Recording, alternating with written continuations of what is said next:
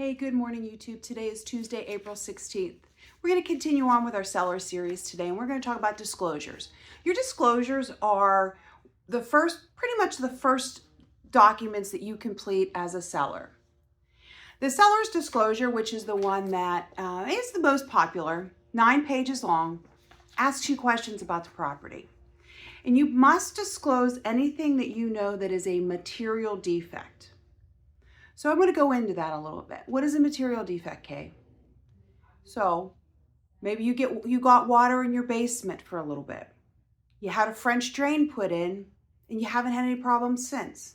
That's got to be disclosed. Water in basement in whatever year, whatever month, had a French drain put in at this time, no problem since. You also have to disclose how old your furnace is, your air conditioning, your water tank. If you don't know, you just simply say unknown. If you do know, you give that information.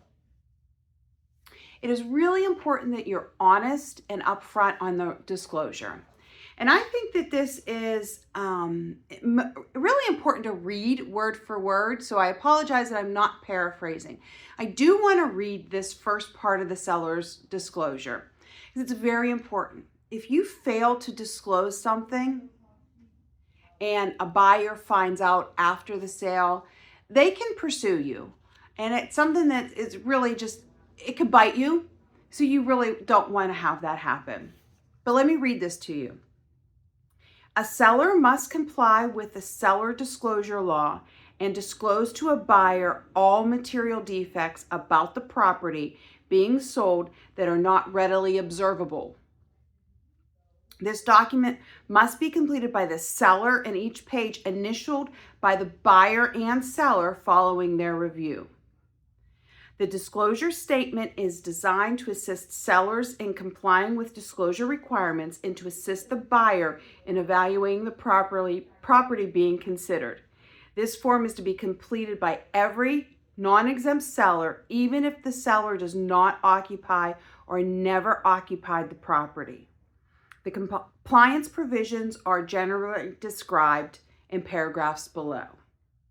The real estate disclosure law requires that before an agreement of sale is signed, the seller in a residential real estate transfer must make certain disclosures regarding the property to potential buyers. Okay? So it is really important to fill out this disclosure. Now, stigmatized properties, not a material defect.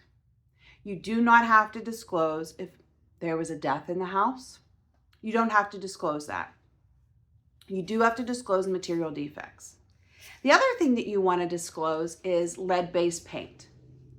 Any house built before 1978 has lead-based paint. Sky is blue, water is wet, grass is green. As long as it is not chipping, it is not a problem. You want to, if you don't, you'll have a lead-based paint disclosure. If you don't know, you don't know. It's there, but you don't know for certain, so there's nothing to disclose. You just put on there that the seller has no knowledge of lead-based paint. The buyer has their option of doing a lead-based paint assessment if they choose at their expense after an agreement of sale is signed and we have that fully executed document. A lot of times, as long as there's no chipping paint, it's just not a problem. The third disclosure is your oil, gas, and mineral rights disclosure. In rural communities, Washington County, Butler County, that's more prevalent. It's not really a big issue in Pittsburgh. But there are areas where gas and oil companies have signed leases with sellers to drill on their property to get those minerals out of the soil. And that seller has signed an agreement. Sometimes those mineral rights convey to the buyers, other times they don't. If we're looking at a property that is, if I'm listing a property that is in one of these areas, I would find out all of that information so that we can disclose that to potential buyers.